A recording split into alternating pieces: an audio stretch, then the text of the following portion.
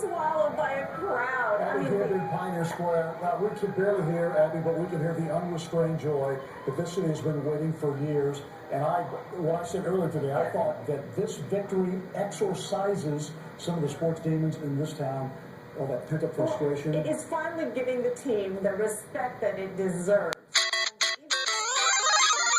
We're so shocked that the Seahawks would win by such a decisive margin, too. Well, how many of you out there thought that Seattle would win by 43-8?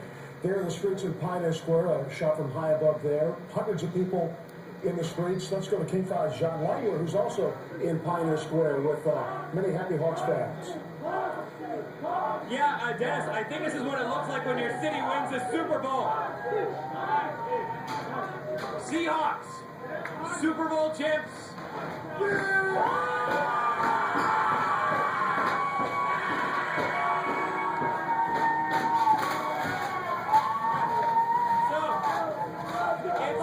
It's pretty much bedlam here right now. We are inside FX McCrory's. Alright guys, imagine what would have happened if they would have lost. This is the scene at Pioneer Square, guys. Back to you. I think we have to give danger pay to all our reporters who are live out there.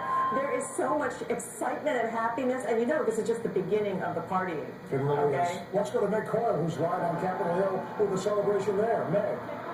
Well, Dennis, to call the atmosphere here on Capitol Hill festive would be an understatement. Take a look behind me and see.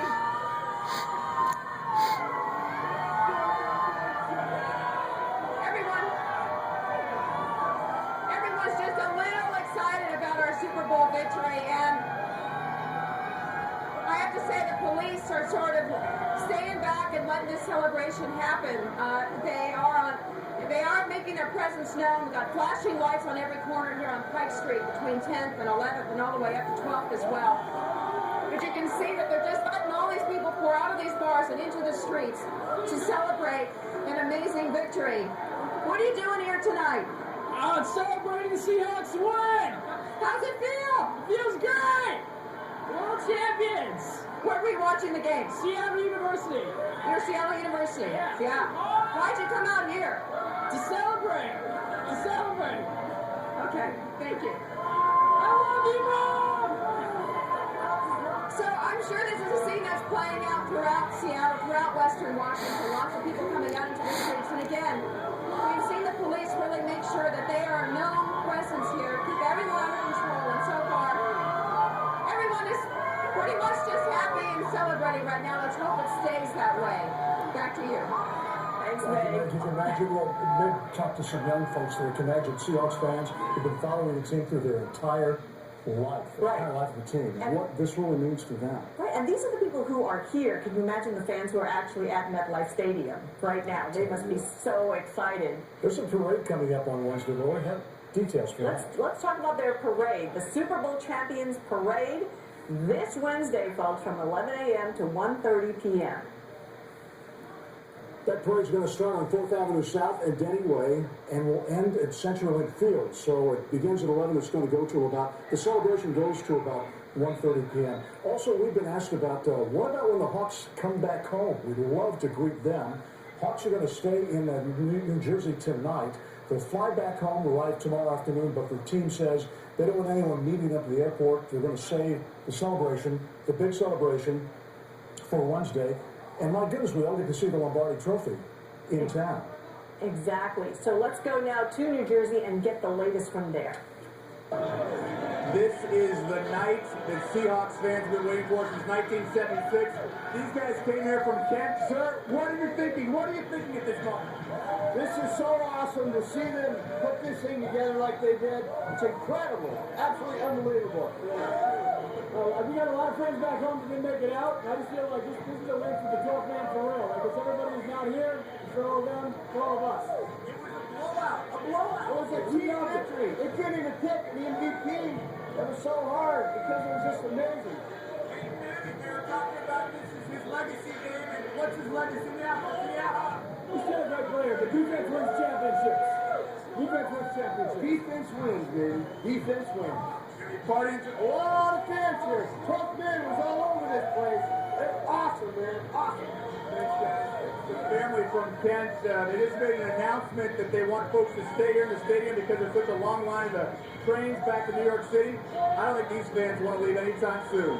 Back to you.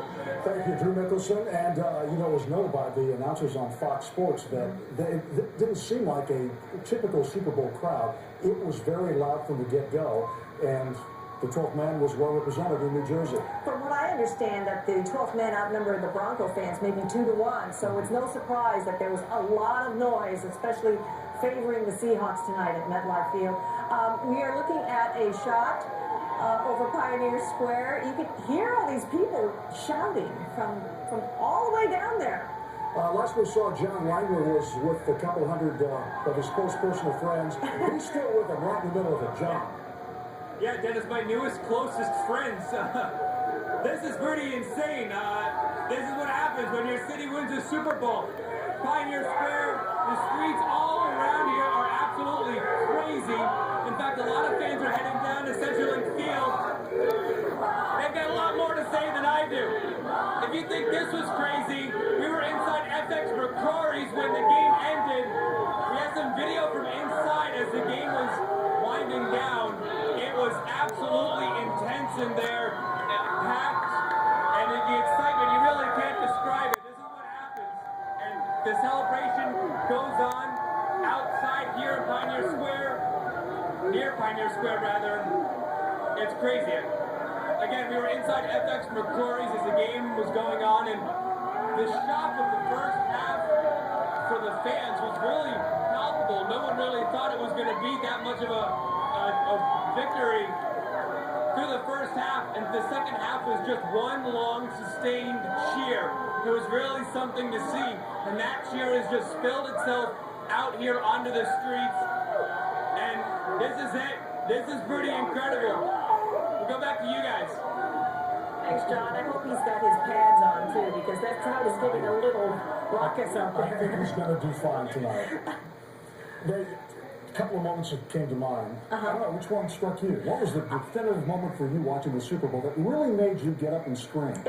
It had to be that kickoff return for a touchdown by Percy Harvin. It was incredible. We saw him catch it. You know, the Denver folks were told, don't kick it to that guy. And that's exactly who they kicked it to. That was the start of the second half. And by the way, you're probably wondering why we don't show highlights. Per NFL rules, we cannot show highlights of a National Football League game except within a scheduled newscast. This is not scheduled. This is a special report. And we're glad to be with you and to celebrate with you as well. My favorite one was the Malcolm Smith interception. Run.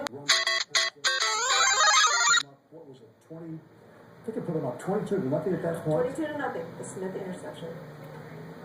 In fact, we're going to hear from Malcolm Smith right now, Super Bowl MVP. MVP. I mean, I'm getting a lot more opportunities lately, and I just try to make the most of them, be prepared. And our team just plays so well that the speed of the game and the way we attack, it's just opportunities all over the field. All right. Guess we had good coverage on the back end. Peyton kind of staying on the opposite side of the field and just working his way back. We had excellent pressure. Somebody got their arm on the ball. I didn't even see who. Okay, Cliff. And I guess the ball came out high, and I was just fortunate enough. The running back was kind of sitting there waiting on it, and I kind of just attacked it and took off. I didn't get invited to the combine. Yeah. 4-4. That's what I heard. Yeah. It didn't look like it, though. It was a little tired. No, absolutely not. I mean, I was just happy to be on the field, man, honestly.